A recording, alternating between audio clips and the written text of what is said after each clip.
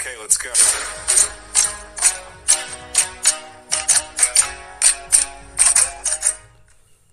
আপনারা যারা নিজের ছবি দিয়ে এমন একটা স্ট্যাটাস ভিডিও তৈরি করতে চান তারা আমাদের এই ভিডিওটি সম্পূর্ণ দেখুন।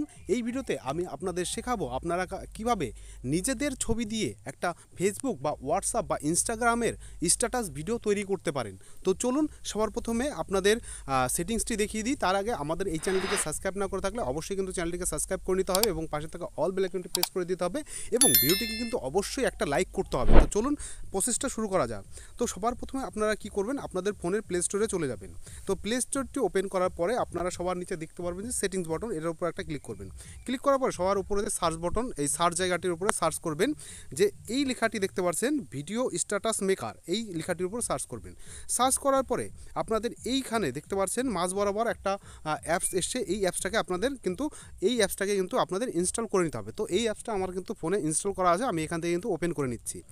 অ্যাপসটি ওপেন হয়ে যাওয়ার পরে আপনারা দেখতে পাচ্ছেন আপনাদের কিন্তু সামনে বহু রকম বা প্রচুর রকম আপনারা কিন্তু স্ট্যাটাস তৈরি করতে পারবেন এখান থেকে, যে রকম আপনারা স্ট্যাটাস তৈরি করতে চান।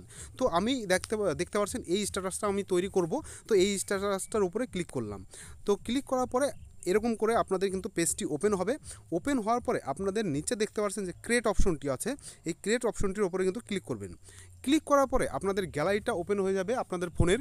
তো গ্যালারিটি ওপেন হয়ে গেলে আপনারা কিন্তু এখান থেকে কিন্তু কিছু ছবি কিন্তু আপনি এখান থেকে অ্যাড করবেন ওই স্ট্যাটাস তৈরি করার জন্য। তো আপনার যে ছবি পছন্দ সেই ছবি কিন্তু আপনারা অ্যাড করবেন। তো এখানে আমি 4টে ছবি দিয়ে কিন্তু স্ট্যাটাস তৈরি করব। তো এখানে 4টি ছবি আমি কিন্তু নিয়ে নেব। প্রথমে আমি এই ছবিটা নেব।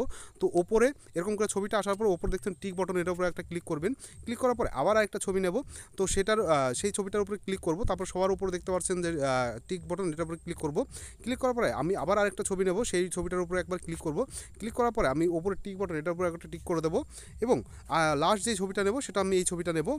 তো সেই ছবিটা এভাবে চলে আসবে। আসার পরে ওপরে কিন্তু দেখতে পাচ্ছি টিক বটন, এটার উপরে ক্লিক করব। ক্লিক করলে আমার কিন্তু ছবি নেওয়া কমপ্লিট। নিচে দেখতে পাচ্ছেন 4টে ছবি কিন্তু আমি নিয়ে নিয়েছি। এবার আমি ওপরে দেখতে পাচ্ছেন নেক্সট বটন, এটার উপরে ক্লিক করব। ক্লিক করার পরে এমন কিন্তু আমার স্ট্যাটাস কিন্তু তৈরি হয়ে গেছে। দেখতে পাচ্ছেন আমি স্ট্যাটাসটা একটু চালাই, স্ট্যাটাস কিন্তু তৈরি হয়ে গেছে।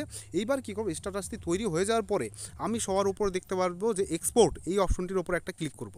ক্লিক করার পরে আপনাদের এমন একটা পেজ খুলবে যেখানে সবার উপরে লেখা আছে ফুল এইচডি কোয়ালিটি।